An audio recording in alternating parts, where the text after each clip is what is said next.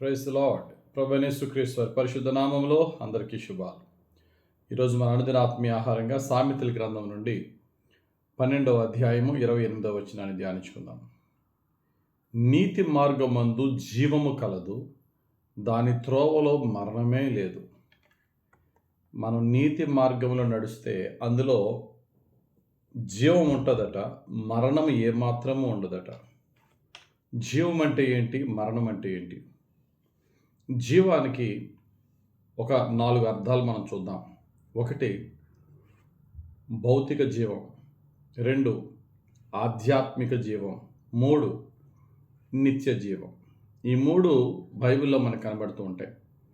నీతి మార్గములో మనం నడిచినప్పుడు దేవుడు ఆ నీతిమంతునికి భౌతికపరమైనటువంటి అభివృద్ధి, 2 ఆత్మీయ జీవితంలో అభివృద్ధి, 3 ఈ 2 మనం బ్రతుకున్నప్పుడు నిత్య జీవం అనేది మరణించిన తరువాత నిత్యత్వము, నిత్య జీవము, దేవునితో పాటు నిత్యము జీవించే జీవితం, ఆ 3 కూడా దేవుడు ప్రామిస్ చేశాడు.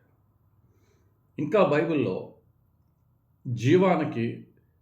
జీవం దేన్ని రిప్రజెంట్ చేస్తూ ఉన్నది అనేది మనం చూస్తే చాలా చోట్ల ఫలవంతమైన జీవితాన్ని సూచిస్తూ ఉన్నది. లైఫ్ అంటే ఫ్రూట్ఫుల్నెస్, గ్రోత్, అభివృద్ధి, ప్రొడక్టివిటీ, అండ్ అది ఫలవంతమైన జీవితం, లేక ఒక పాజిటివ్ థింగ్, సానుకూలమైనటువంటి ఫలితాల్ని సూచించే మాటలకి జీవము అనే మాటను ఉపయోగించడం జరిగింది.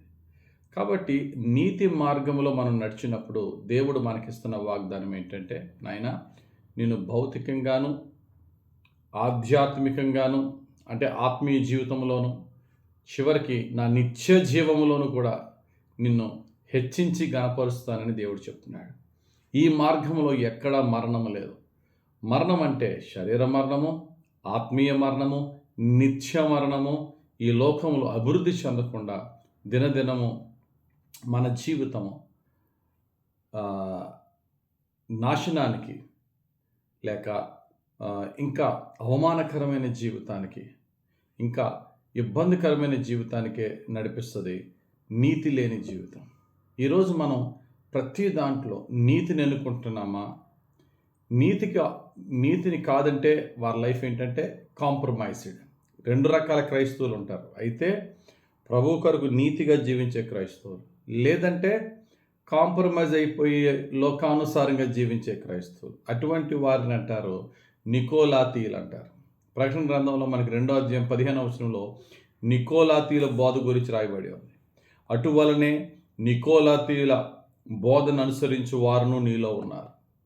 ఓ సంగమా, మీరు క్రైస్తవులే, కానీ బాధాకరం ఏంటంటే నికోలాతీయుల బోధ ఉంది. నికోలాతీయుల బోధ అంటే ఈ లోక సంబంధమైన కల్చర్తో, ట్రెడిషన్తో, అన్గాడ్లీ, దేవునికి విరోధకరమైనటువంటి పద్ధతుల్లో మనం కూడా కలిసిపోవడం అనమాట.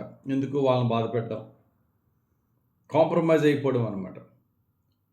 దేవుని యొక్క కృపని, నికోలాతీయుల బోధ అంటే దేవుని కృపను తప్పుగా తీసుకుని మనం పాపం చేసి దేవుని దగ్గర ఎక్స్క్యూజ్ అడగడానికి కృపను ఒక కారణంగా తీసుకుని దేవుని కృప ఉందిలే, ఎవడు నరకానికి పోవడం, ఎవరిని దేవుడు శిక్షించడు, దేవుడు క్షమించేస్తూ ఉంటాడని, దేవుడు ఎటువంటి స్టాండర్డ్ ఆఫ్ క్రిస్టియన్ లైఫ్ మనకి వాక్యం ద్వారా నియమించాడో ఆ స్టాండర్డ్స్ని తగ్గించేసి అలాగైనా పర్లేదు, ఎలాగైనా పర్లేదు, దేవుడు అర్థం చేసుకుంటాడులే అని కాంప్రమైజింగ్ గాస్పల్ అన్నమాట నికోలాతీయుల బోధ అంటే.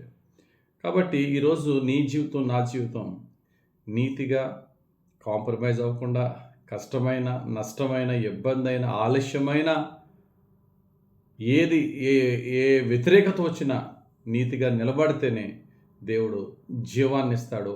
అందులో ఏమాత్రము మరణము లేదు.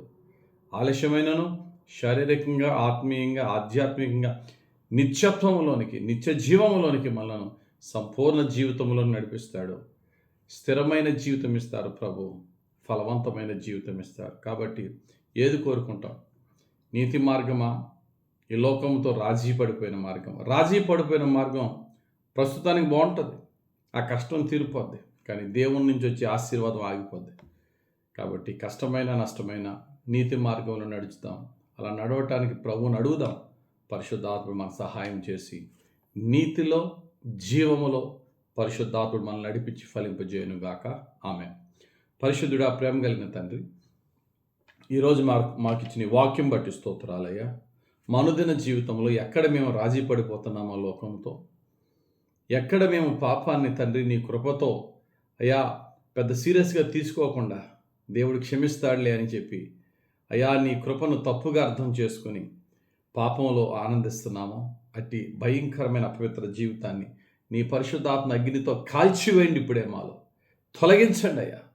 పరిశుద్ధంగా నీవు సంతోషించే విధంగా నీతిగా బ్రతికే కృప మాకు దయచేయమని, లోకాశల నుండి మమ్మల్ని రక్షించమని, లోక ఆకర్షణ నుండి మమ్మల్ని రక్షించమని, నీతిగా నడుచుటకు నీ పరిశుద్ధాత్మ సహాయం మాకు దయచేయమని, యేసుక్రీస్తు వారి పరిశుద్ధ నామములో నీతి ద్వారా జీవాన్ని మాకు ప్రసాదించమని యేసు నామములో ప్రార్థించి వేడుకొనిచున్నాము తండ్రి.